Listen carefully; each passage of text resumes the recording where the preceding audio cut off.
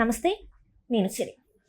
ఈ మధ్య కాలంలో చాలా వరకి మనం చూసుకున్నట్టయితే ఆ మగవాళ్ళు చాలా అంటే భార్య బాధితులు అని చెప్పాలా, వీళ్ళని ఎలా చెప్పాలో అర్థం కావట్లేదు. చాలామంది ఏంటంటే భార్యలు పెట్టి బాధలు భరించలేక వాళ్ళు ఒక సెల్ఫీ వీడియో తీసుకొని ఆత్మహత్యలకైతే పాల్పడుతున్నారు.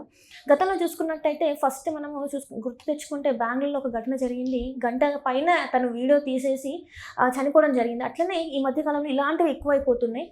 ఇప్పుడు నిన్న చూసుకున్నట్టయితే ఉత్తరప్రదేశ్లో మానవ్ శర్మ అనే అతను కూడా తన భార్య పెట్టి ఏవైతే ఉన్నాయో ఆ ఇబ్బందులు పడలేక తను కూడా ఒక 6 నిమిషాల వీడియోని తీసి చనిపోవడం, అంటే ఉరివేసుకొని చనిపోవడం అయితే జరిగింది. అసలు ఎందుకు ఇలాంటివన్నీ జరుగుతున్నాయి మన సొసైటీలో? ఏమైంది? అంత కష్టం వీళ్ళకి ఏమొస్తుంది? భరించలేనంత కష్టం ఏమొస్తుంది? ఎందుకు ఇలాంటివి తొందరపాటు చర్యలకి పాల్పడుతున్నారు అనే అంశాన్ని మనకు వివరించడానికి మనతో పాటు ఉన్నారు ప్రముఖ సోషల్ యాక్టివిస్ట్ కృష్ణకుమారి గారు. నమస్కారం మేడం. నమస్తే మనం ఇక్కడ చూసుకున్నట్టయితే చాలా వరకు కొందరేమో పార్ట్నర్స్ని చంపుకుంటున్నారు, కొందరేమో పార్ట్నర్స్ పెట్టే బాధపడలేక సెల్ఫీ వీడియోస్ తీసి ఉరి వేసుకోవడం, ఏదో ఒక రకంగా చనిపోతున్నారు. అసలు ఏం జరుగుతుందంటారు? ఇప్పుడు చూసుకుంటే ఈ మానవ్ శర్మ కూడా తన వైఫ్ పెట్టే బాధలు భరించలేక చనిపోతున్నట్టు ఒక 6 నిమిషాల వీడియో తీసి చనిపోవడం జరిగింది. వీటన్నిటి మనం ఎలా చూడాలంటారు మేడం? అంటే ఇక్కడ మనం ఈ సమస్యను 2 కోణాల్లో ఆలోచిద్దాం. ఒక కోణం ఏంటి అంటే, నిజంగానే అతని భార్యకి వేరే వాళ్ళతో సంబంధం ఉంది అని ఇతను అనుకున్నాడు. అతని తండ్రి కూడా అదే చెప్తున్నారు, మాకు అనుమానం ఉంది అని చెప్తున్నారు. సరే, సంబంధం ఉంది అనుకుందాం. అనుకున్నప్పుడు ఆ భార్యకి సంబంధించి మీరు ఏదైతే అనుమానిస్తున్నారో వాటిల్ని ప్రాతిపదికగా తీసుకుని కోర్టులో కేసు వేసుకుని విడాకులు తీసుకోవచ్చు. ఇది ఒక విధానం. ఇది ఏ మనిషి అయినా చేయాల్సిన పని ఇది. ఎందుకంటే ఇవాళ సుప్రీంకోర్టు కూడా ఏం చెప్తుంది అంటే, వివాహేతర సంబంధాలు తప్పు కాదు అని చెప్తూనే ఓ పక్క నుంచి ఇంకో పక్క నుంచి ఏం చెప్తుంది అంటే, ఒక్కవేళ వివాహేతర సంబంధాల వల్ల మీరు క్రూరత్వం ఫీల్ అయితే గనక ఆ క్రూయాలిటీని మీరు భరించాల్సిన అవసరం లేదు, అది ఒక గ్రౌండ్ లాగా చూపెట్టి మీరు విడాకులు తీసుకోండి అని చెప్తుంది. విడాకులకి అది ఒక గ్రౌండ్ అని చెప్తుంది. అలాంటప్పుడు ఇతను ఎందుకు ఆ పని చేయలేదు? ఇది చెయ్యాల్సిన పని కదా. ఇప్పుడు అన్నిటికన్నా తన ప్రాణం చాలా విలువైనది. ఒకసారి ప్రాణం పోతే తిరిగి రాదు. ఏదైనా సంపాదించుకోవచ్చు కానీ ప్రాణం తిరిగి రాదు. పైగా నువ్వేమన్నా చదువుకోని వాడివా, ఉద్యోగం లేనివాడివా? నిజంగా నీ భార్య అలానే అయ్యుంటే కనుక అది ఆమె చేస్తున్న తప్పు కదా, వివాహ బంధానికి విలువ ఇవ్వకుండా. అలాంటప్పుడు ఆమెని వదిలేయాల్సిందే, అంతే సింపుల్గా. నువ్వు అయితే కోర్టు అడుగుతుంది, నువ్వు ఎట్లా అనుకుంటున్నావు, ఇట్లా నువ్వు ఎలా అనుకుంటున్నావు ఆమెకి వేరే వారితో సంబంధాలు ఉన్నాయని. దానికి సంబంధించి మీరు సాక్ష్యాలు చూపిస్తే సరిపోతుంది. లేదు, మీరు ఇలానే ఆలోచిస్తున్నారు, దీనివల్ల మీకు బాగా మనస్తాపం జరిగింది, బాధపడుతున్నారు అనుకుంటే గనక మీరు వాళ్ళ పెద్దవాళ్ళతోటి మాట్లాడితే వాళ్ళు కూడా బెదిరించారు అని చెప్తున్నారు. ఇప్పుడు సాక్ష్యాధారాలు చూపిస్తే గనక కోర్టు సంగతి పక్కన పెడితే, ఆ తల్లిదండ్రులు అయితే ఆ అమ్మాయిని మందలించకుండా ఉండరు కదా. సాక్ష్యాధారాలు చూపిస్తే మా అమ్మాయి ఇంతే, మా అమ్మాయి ఇలాగే ఉంటుంది, నీకు ఇష్టమైతే ఉండు లేకపోతే పో అని అయితే అనరు కదా. ఇప్పుడు పెద్ద మనుషులు అంటే ఆ కుటుంబం ఈ కుటుంబమే కాదు కదా, మధ్యలో కొంతమంది ఇటువైపు వాళ్ళు అటువైపు వాళ్ళు కూడా కూర్చుని మాట్లాడుకుంటారు కదా. అంటే ఇవాళ అంతంత ఓపిక ఉండట్ల మనుషులకి, భావోద్వేగాలు ఎక్కువైపోతున్నాయి. ఆ ఉధృతికి వీళ్ళు కొట్టుకుపోతున్నారు, అటు ఇటు. ఇది నిజంగా గనక ఆమెకి వేరే సంబంధం ఉంటూ వేరే వ్యక్తితో గనక అతను ఆరోపిస్తున్నట్లుగా సంబంధం ఉంటే ఇలా చేసుకోవచ్చు, ఒకటి. రెండోది, ఇంకొకటి ఎలా ఉంటుంది అంటే, అసలు ఏ సంబంధం లేకపోయినా కానీ వీరు అనుమానించే జబ్బులో ఉంటారు కొంతమంది. ఈ అనుమానించే జబ్బు చదువుకున్న వాళ్ళ దగ్గర నుంచి చదువుకోని వాళ్ళ దగ్గర నుంచి చాలామందికి ఈరోజు ఆ జబ్బు ఉంటుంది. ఇది వాళ్ళకి మానసికంగా సరిగా బాగలేకపోవటం వల్ల, అంటే నేను ఇప్పుడు ఇతను అలా అంటున్నానని మట్టుకు అనుకోవద్దు మీరు. అయితే అలాంటి అవకాశం ఉండొచ్చు, ఉంది కూడా. ఎందుకంటే చాలామంది అతను ఊహించుకుని భార్యల్ని చంపేసిన వాళ్ళు ఉన్నారు. ఇప్పుడు ఒకవేళ నిజంగా నీకు ఆ ఉద్దేశం నువ్వు నమ్మితే గనక చంపాల్సిన అవసరం ఏంటి? చంపే హక్కు నీకు ఇవ్వలేదు కదా. నీకెంత ఉన్మాదం లేకపోతే చంపుతావు? నీకు ఉన్మాదం ఉంటేనే చంపుతావు. అసలు నీకు ఉన్మాదం ఉంటేనే ఎంతో కొంత నీకు ఇలాంటి అనుమానాలు వస్తాయి. నిజం కాకుండా అనుమానం వస్తే గనక అది ఉన్మాదమే. నిజమైతే గనక నువ్వు కోర్టుకెళ్ళి విడాకులు తీసుకోవచ్చు. అంటే మనిషి బతకటానికి 100 మార్గాలు ఉన్నాయి. కూటి కోసం కోటి విద్యలు అంటారు చూసారా, అట్లాగే బతకటానికి కూడా 100 మార్గాలు ఉన్నాయి.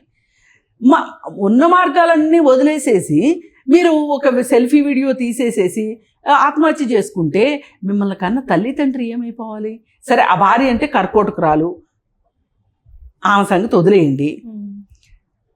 సరే, ఆమెకి రేపు శిక్ష పడుతుందా, ఏమవుతుంది ఏంటి అనేది వేరే విషయం. అసలు నువ్వు చనిపోయిన వెంటనే నిన్ను కనిపించిన తల్లి ఏమవ్వాలి? నిన్ను బాధ్యతగా చూసుకున్న తండ్రి ఏమవ్వాలి?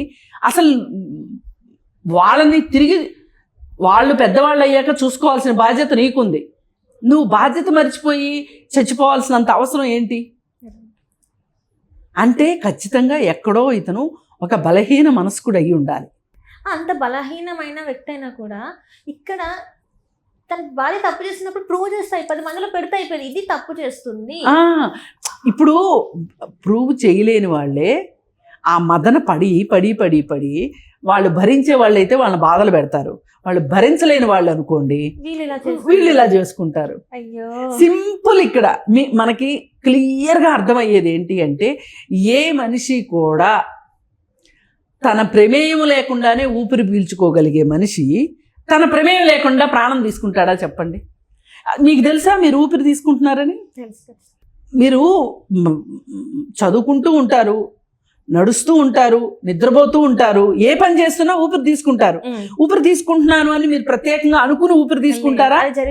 అది ఇన్వాలంటరీగా జరిగిపోతుంది. అసంకల్పితంగా శ్వాస ఎట్లా తీసుకుంటామో మరి బతకాలనే ఆశ కూడా అలాగే ఉండాలి కదా, అలాగే ఉంటుంది కదా. మీరెందుకు చావును కోరుకుంటున్నారు?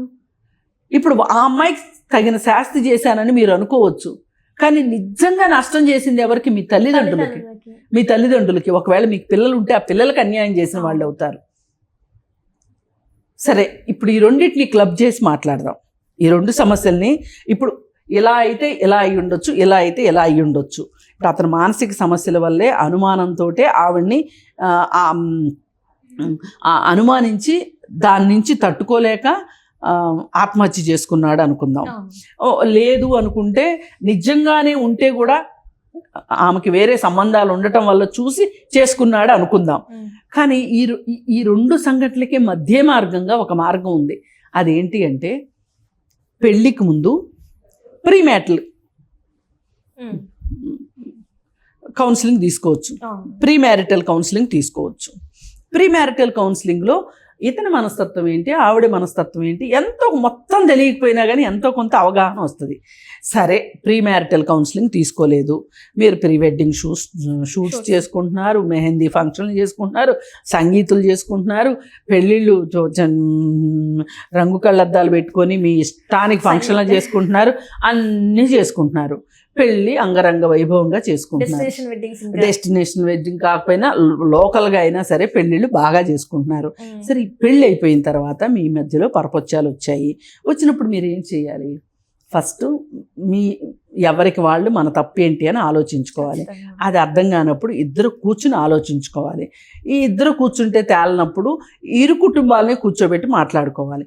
ఇది అది కాదు అనుకుంటే అటు పెద్దోళ్ళు అట్లా అవుతారు, ఇటు పెద్దోళ్ళు ఇట్లా అవుతారు అనుకుంటే, మరి ఇంతంత చదువుకున్నారు, ఇంతంత ఉద్యోగాలు చేస్తున్నారు, మీకు ఫింగర్ టిప్స్ మీద ఉంటాయి, నెట్ మొత్తం గూగుల్ అన్నీ ఉంటాయి. అసలు మ్యారిటల్ కౌన్సిలింగ్ ఎందుకు తీసుకోకూడదు? మ్యారిటల్ కౌన్సిలింగ్ తీసుకొని ఇంకా వీళ్ళిద్దరూ కలిసి బతకటం కుదరదు అని వాళ్ళే చెప్పేస్తారు. మీ మధ్య చాలా విభేదాలు ఉన్నాయి, ఈ విభేదాలు పరిష్కారం అయ్యేలాగా కనిపించట్లేదు, బెటర్ మీరు ఎవరికి నచ్చిన నిర్ణయం వాళ్ళు తీసుకోవచ్చు అని చెప్పేస్తారు కౌన్సిలర్స్. ఒక 4-3 సిట్టింగుల్లో తేలిపోద్ది వీళ్ళ సంగతి. ఈ తేలేటప్పుడు ఈ కౌన్సిలింగ్ టైంలోనే పర్సనాలిటీ అసెస్మెంట్ టెస్ట్ చేస్తారు కౌన్సిలింగ్లో. ఇప్పుడు ఇతని పర్సనాలిటీ ఏంటి, ఈమె పర్సనాలిటీ ఏంటి, ఈ రెండింటిని దగ్గర పెట్టి టెస్ట్లో దాచిపెట్టడానికి కుదరదండి. ఏదో అంటారు సినిమాలో చెప్పినట్టు మిషన్ అబద్ధం ఆడదన్నట్లు మొత్తం జాతకం బయటకు వచ్చేస్తాయి. ఆ వచ్చినప్పుడు ఆమె తప్పు అయితే ఆమె తప్పు అని తేలుతుంది కదా, అతని తప్పు అయితే అతని తప్పు అని తేలుతుంది కదా. ఇన్ని అవకాశాలు ఉండగా ప్రాణం తీసుకోవాలనుకోవడం ఎంతవరకు కరెక్టు? పైగా మీరు బాధ్యతల నుంచి సమస్యల నుంచి పారిపోయిన వాళ్ళు అవుతారు.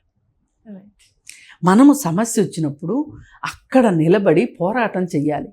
జీవితమే పోరాటం. ఇప్పుడున్న ఈ జనరేషన్ వాళ్ళకి అంటే 90s కావచ్చు 2000 కిడ్సే కావచ్చు ఈ వాళ్ళకి అంత ఎందుకు వీక్ అయిపోతున్నారు, అంత వీక్నెస్ ఎందుకు వస్తుంది? ఏది వచ్చినా కూడా తట్టుకోకుండా సూసైడ్ అనేది ఫస్ట్ ఆప్షన్ ఎందుకు పెట్టుకుంటున్నారు అంటారు మేడం? అసలు అంటే వీళ్ళకి వాళ్ళ మీద వాళ్ళకి ప్రేమ ఎక్కువైపోతుంది, అంటే సెల్ఫ్ లవ్ ఎక్కువైనప్పుడు ఆ సెల్ఫ్ లవ్కి అంటే సెల్ఫ్ లవ్ అంటే ఏంటంటే ప్రపంచం మొత్తం వీళ్ళ కోసమే ఉండాలి. వీళ్ళు అసలు ఏది వెయిట్ చేయరు. ఒక్క నిమిషం కరెంటు పోతే తట్టుకోలేరు, ఒక్క నిమిషం ఫోన్ పని చేయకపోతే తట్టుకోలేరు, ఒక్క నిమిషం నెట్ రాకపోతే తట్టుకోలేరు, ఒక్క నిమిషం ఆర్డర్ చేసిన ఫుడ్ రాకపోతే తట్టుకోలేరు, ఒక్క 6 నెలల ఉద్యోగం లేకపోతే తట్టుకోలేరు. ఇవి వీళ్ళకి భావోద్వేగాల మీద అదుపు ఉండట్లేదు, నాన్ ప్రాక్టికల్ అయిపోయారు. అసలు వీళ్ళకి ఎక్కడ లాజిక్ ఉండట్లేదు, మ్యాజిక్కే కావాలి. లాజిక్ లేని మ్యాజిక్ ఎక్కడి నుంచి వస్తుంది? అసలు మ్యాజిక్ ఉంటే, అసలు మ్యాజిక్లే ఉంటే ఇక లాజిక్ ఎందుకు? ఎవరికి ఏది కావాలంటే అది చేసుకోవచ్చు కదా. జీవితం మట్టుకు ఒకటే, అల్లావుద్దీన్ అద్భుత ద్వీపం కాదు, మంత్రదండాలు ఉండవు, కష్టపడాల్సిందే. మనకి జీవితంలో పొరపాటున సరైన భాగస్వామి అంటే నీకు సంతోషంగా అనిపించే భాగస్వామి దొరకకపోతే దాని నుంచి బయటపడడానికి మనకు అవకాశాలు ఉన్నాయి. ఈ పెళ్లి చేసుకొని జీవితం అంతా ఈ భార్యతోనే ఉండు, ఈ భర్తతోనే ఉండు అని ఎవ్వరూ చెప్పట్లేదు. అర్థమైంది కదా మీకు? అందుకని ఏంటంటే ఇలాంటి మార్గాలు చూసుకోకుండా పైగా చదువుకున్న వాళ్ళు అయ్యుండి ఇది ఒక రకమైన మానసిక బలహీనత. అంటే చనిపోయిన వాళ్ళని నేను ఎద్దేవా చేస్తున్నానని అనుకోవద్దు. ఎందుకంటే మనము అన్వేషించాల్సింది బతకడానికి, బతికి చూపించడానికి, నిరూపించుకోవడానికి ఏం మార్గాలు ఉన్నాయి అని అన్వేషించాల్సింది పోయి సమస్యల నుంచి పక్కకి వెళ్ళిపోతే సమస్య మన వెనకమాలే వస్తుంది. సమస్య ఎప్పుడు మన వెనక రావాలి, సమస్య ఎప్పుడు మన ముందు ఉండకూడదు, తట్టుకొని నిలబడాలి. Right. Thank you so much. Thank you.